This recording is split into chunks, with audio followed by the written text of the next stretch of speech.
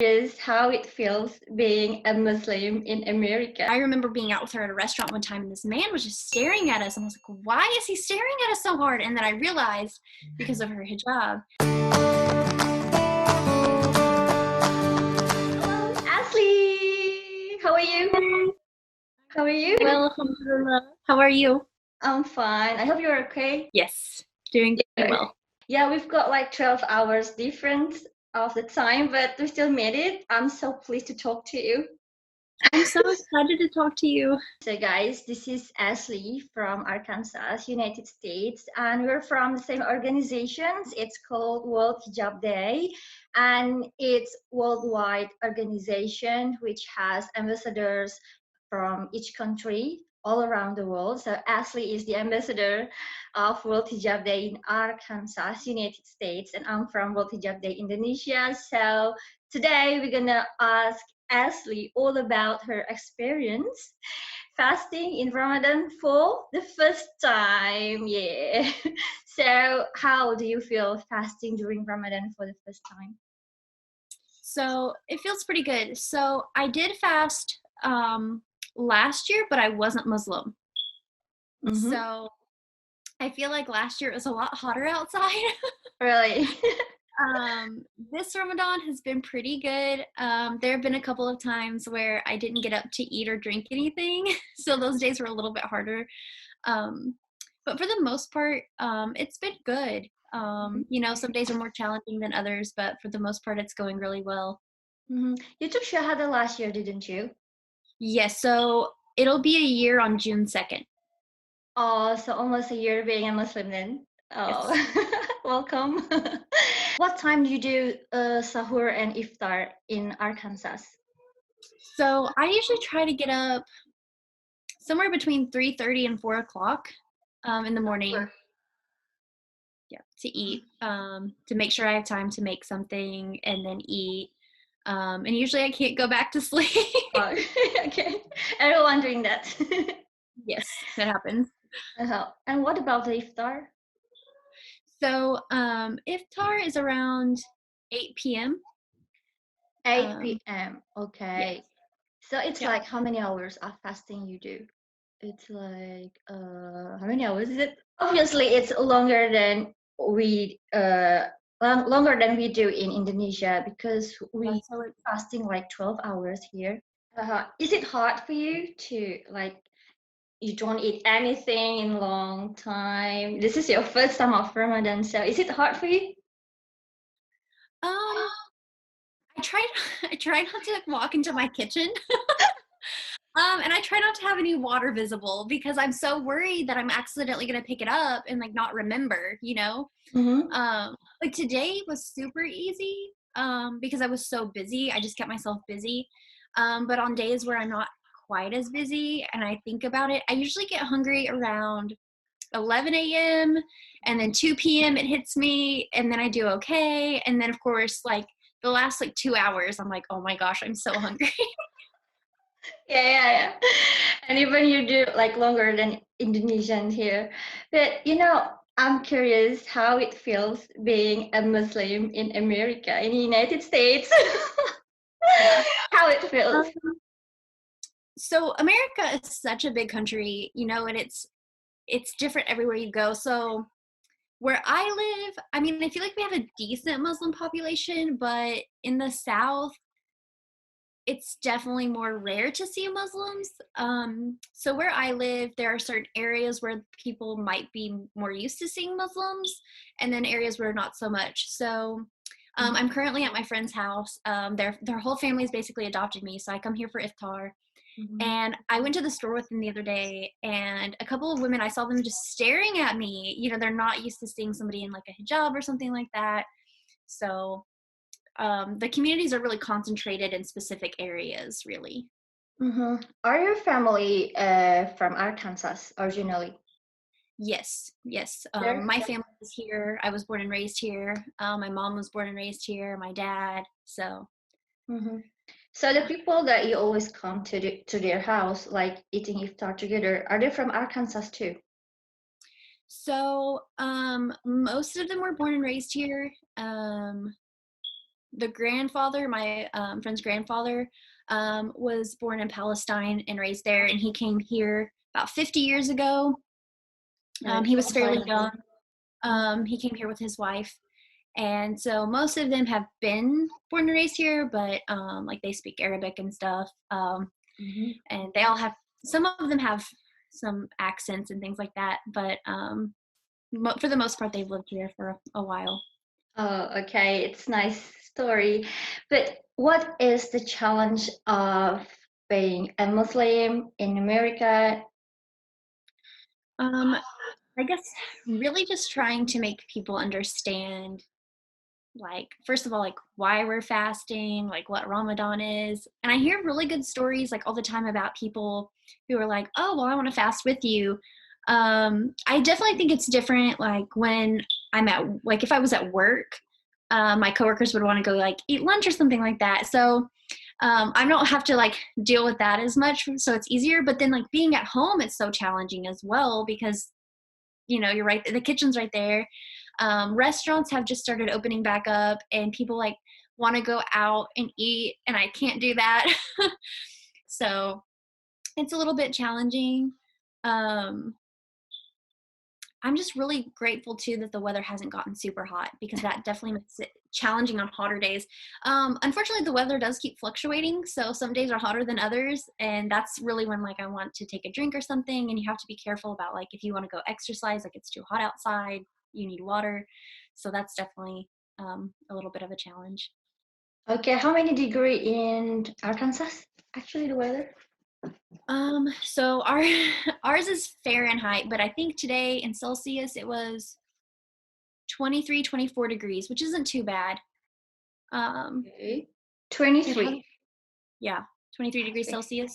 So it's like 77 degrees Fahrenheit. A little bit humid. It gets cooler at night, which I'm so grateful for. Actually, 20 degree is our winter because here is almost 30 degree. It's winter for us. It's winter for Indonesians. It's too cold for us. And so you need to explain why you do fasting to your coworkers, to your colleagues at the office. Did they ask about your new religion? So last year they knew I was fasting, and I wore the hijab for 30 days too. So I actually had to sit down last year and like have a conversation with my boss, like, hey, by the way, like I've converted, so now I'm going to be doing this, full time. And so they knew that when Ramadan was coming, it was going to happen again. We've mostly been working from home, so I have gotten, on Zoom with them, and they ask me like, how are you doing fasting? Like, are you hungry? Like, are you doing okay? So they do like check on me. I think they kind of understand, or they at least know that it's currently happening. So they're really good colleagues then, right? Because They they really really are. care about you. I'm very grateful for the people I work with. They're very understanding. It's very nice. It's like they really accept your new chapter, right? Yes. Yeah. We have quite a few Muslim students. Mm-hmm. And we have a pretty diverse campus, especially I think for the state that we live in. And they've always been pretty open. And we work in higher education, and I sometimes I just expect more from people who work in higher education because our students are so diverse that I hope that they have an open mind. So you work in a university, right? Yes. Mm-hmm. Do you get support from the local communities, like Muslim communities, to learn to find more information about what is Islam and something like that? For sure. I'm very lucky to have such a great community. They've been there since the very beginning. So like before I was Muslim, they would offer information or like, hey, if you have any questions, like let us know. They never like pushed anything on me. And then once I converted, there were a lot of free classes offered at the mosque. So I started going to Sunday school, and there was a class for new Muslims. And then they would also do an Arabic class so you can learn to read Quran in Arabic. And it was really nice to have free classes. they would also plan like dinners or lunches and things like that for the new converts and things like that. So everybody's super welcoming. And I'm in a lot of like group chats and stuff. So Totally. there's always something to do at the mosque. You've got a lot of support from the local communities, and everyone supported with source information and stuff like that. It's really nice. Yes, it's so nice. I don't know what I would do without them. I'm curious about something. What was the first impression of Islam when you were not Muslim yet? Was it as bad as what media said? So the first time that I can remember meeting someone who's Muslim was when I was in college a few years ago. There was a program happening and I saw the flyer for it and I thought, I want to go do that. And it was called Global Connect. So they partner an American student with an international student. And so when I got to the room, there were just all these people just buzzing around. And so I sit down and I thought, oh, it'd be really cool to like have a partner from like China or something like that. And then I looked behind me and there was this girl in a hijab and I was like, oh my gosh, she's so pretty. Like I want her to be my partner, So we did get paired up and she was from Saudi Arabia. Okay. So I think whenever we would meet up and talk and things, I feel like a lot of times I learned a lot of like cultural things like about her country. And every now and then she might tell me a story or talk about Islam just a little bit. And I knew that the college town we were in was not super open-minded. So her friends had experienced some negativity.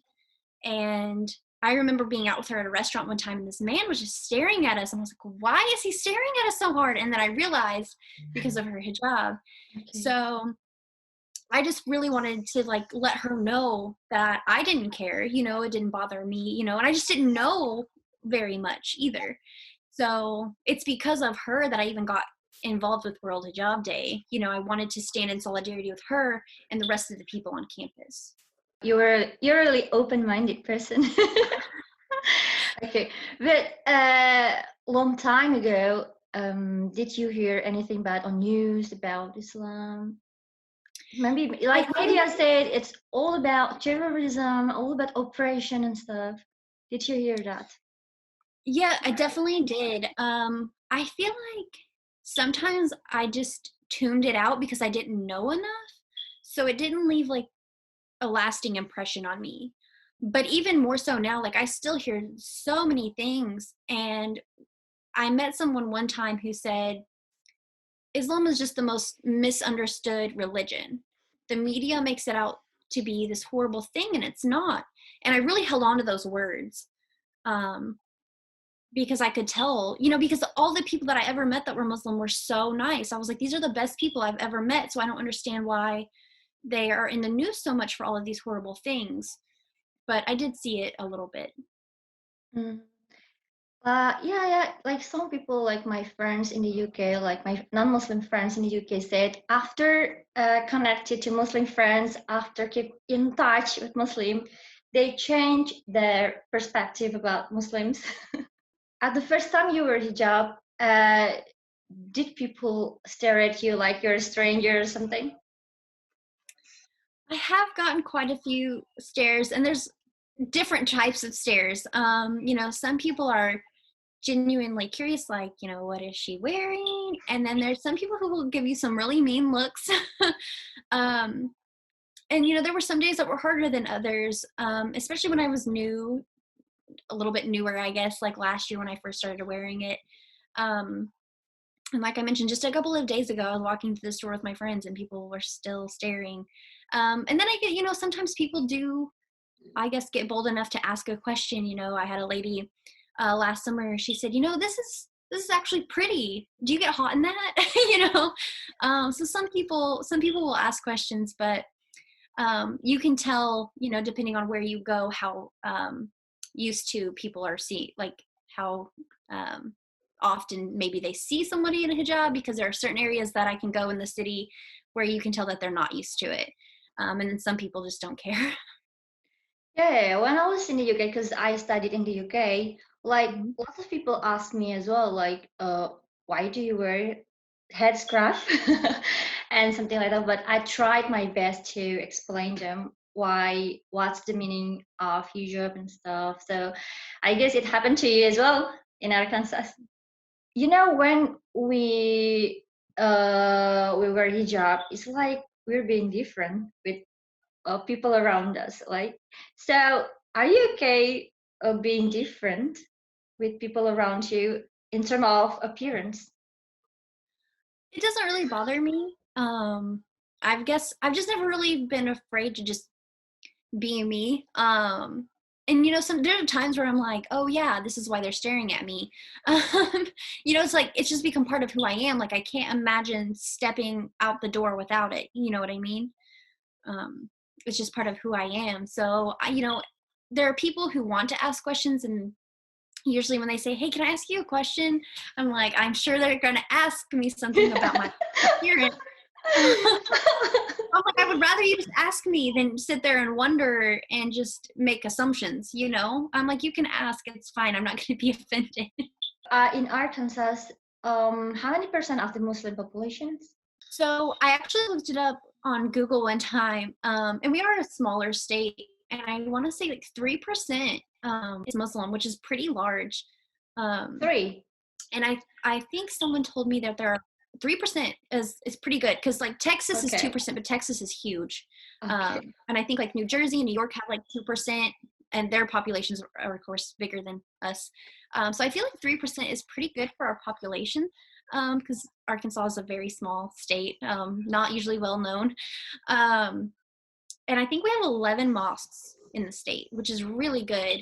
I think we have 3 here in Little Rock, where I live, and I live in the biggest city in the state. Okay. In Indonesia, we've got like 80% of Muslims here. Oh wow. Yeah, it's just like most populated Muslim in the world. Are you happier with the new path, new chapter, new day? Oh, for sure. For sure. People always ask me like, how do you feel? And it's definitely this peace that comes over you. And I feel like I'm who I'm supposed to be now. There've been several times in my life where I'm like, who am I going to be? Am I happy with where I'm at? And I'm definitely a lot happier now. How did your family respond to your new decision? So I told my mom and then my mom's sister first, because my aunt, I knew she wouldn't care. My mom told me that she would support me because she was definitely worried about the rest of my family. I was so nervous telling them. I waited probably close to a month after converting, because I wanted them to see me when I was Muslim but not know it, so that they would know that I hadn't changed, completely. So my grandparents ended up saying, like, oh, it's fine. And then I told my dad, and everybody still supports me. I can tell that it's different for them, that they're still learning. But I guess I underestimated their love for me, because I really thought my family was going to disown me. But they've been really nice about it. What's your plan for the next stage? I mean, do you have any plan? Maybe you have a plan to move to anywhere else, or just stay in Arkansas? I definitely think that I'll probably end up moving somewhere else. Just move to Indonesia. You will be having so many sisters here. Oh my gosh, I'm sure. I've met a few people on Instagram from Indonesia, Malaysia, like all over through World Hijab Day. But yeah, I have plans to move, hopefully in the near future, inshallah. So I will definitely keep you updated. I don't want to say too much. I'm waiting for that. I'm waiting for the update. But I guess World Hijab, they really connect you to Muslims all around the world, isn't it? Yes. Yeah. It's really something amazing, that it can bring people together like that. I think it's a beautiful organization, and I know that there's a lot of people out there who still don't know about it. Here in America, there's a lot of different states who still don't know. But I definitely think it's a great way just to meet women all over the world and connect that way. Hmm. And well, when we hear about America or United States, all we know based on what we watch on video, on media is ban Muslim and like Islamophobia and stuff. So is it keep going?